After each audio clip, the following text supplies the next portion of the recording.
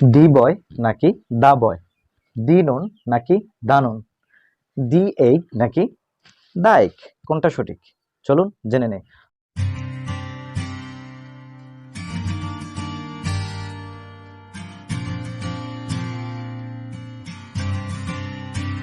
আসসালামু আলাইকুম রহমতুল্লাহি ওয়া বারাকাতুহু। How are you everyone, welcome to my channel. সকলকে জানাই ইংলিশ ক্লাসের শুভেচ্ছা অভিনন্দন। আজকে আমরা 5 নম্বর ক্লাস উপস্থিত হয়েছি প্রনাউন্সিয়েশনের উপর।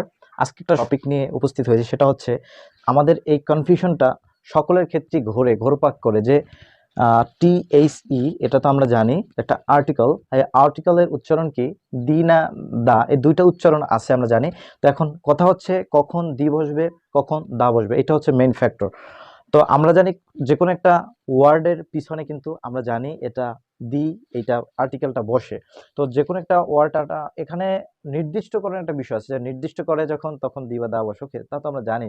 কিন্তু এর উচ্চারণটা দি না দা, এইখানে আমাদের যত রকম প্রশ্ন আসে যে কখন দি দিব কখন দা উচ্চারণ করব, প্রোনাউন্স যখন করি তখনই কিন্তু সমস্যাটা দেখা দেয় যে কখন দি কখন দা। ইনশাল্লাহ আজকে ক্লাসটা দেখার পর সেই সমস্যাটা আশা করি আর থাকবে না, একদম সহজভাবে বোঝানোর চেষ্টা করব। প্রথমে আমি যে সূত্রটা লিখেছি সেটা হচ্ছে AE IOU, এগুলো হচ্ছে ভাওয়েল। এই যে হচ্ছে ভাওয়েল, ভাওয়েলের পূর্বে দি বসে, ভাওয়েলের পূর্বে দি বসে। তো আমাদের দেখতে হবে যেই ওয়ার্ডটা থাকবে সেই ওয়ার্ডের যে ফার্স্ট লেটারটা আছে সেই লেটারটা কি আছে, সেটা কি ভাওয়েল নাকি কনসোনান্ট। এইটা হচ্ছে মেইন ফ্যাক্টর। এইটা কিন্তু আমাদের খেয়াল রাখতে হবে যে আমাদের যে ওয়ার্ডটা আছে সেই ওয়ার্ডের যে ফার্স্ট লেটার সেটা কি কনসোনান্ট নাকি ভাওয়েল। আচ্ছা, তো আমরা ফর এক্সাম্পল আমরা কিছু এক্সাম্পলের মাধ্যমে যদি দেখি তাহলে বিষয়টা আরো ক্লিয়ার হয়ে যাবে। ফার্স্ট আমি এনেছি দা বয়। এখন আমি কেন দি বয় বললাম না, কারণ হচ্ছে এই যে বয়, এই বিটা হচ্ছে ভাওয়েল না, সেটা হচ্ছে কনসোনান্ট। এই কনসোনান্ট হওয়ার কারণে এখানে আমরা দি বয় না বলে দা বয় বলেছি। আবার দেখি সেকেন্ড যেটা লিখেছি সেটা হচ্ছে দি মর্নিং। দি মর্নিং না, এটা হচ্ছে দা মর্নিং। কেন দা মর্নিং? কারণ মর্নিং এর এমটা হচ্ছে কনসোনান্ট। আচ্ছা, থার্ড হচ্ছে দি নুন, দি নুন না, এখানে হচ্ছে দা নুন, কারণ হচ্ছে এই নুনের এনটা হচ্ছে কনসোনান্ট শুরু হয়ে, সো ভাওয়েল দিয়ে শুরু হলে দি বসবে।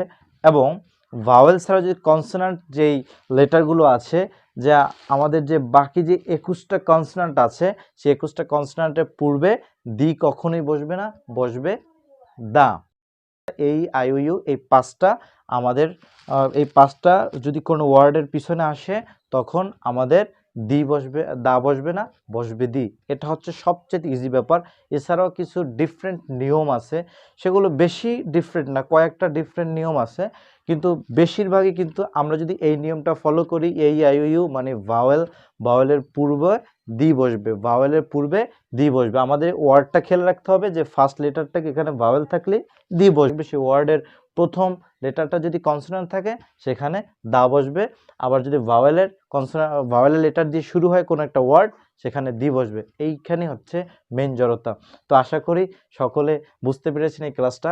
এটা দ্বারা অনেকটাই উপকৃত হবেন।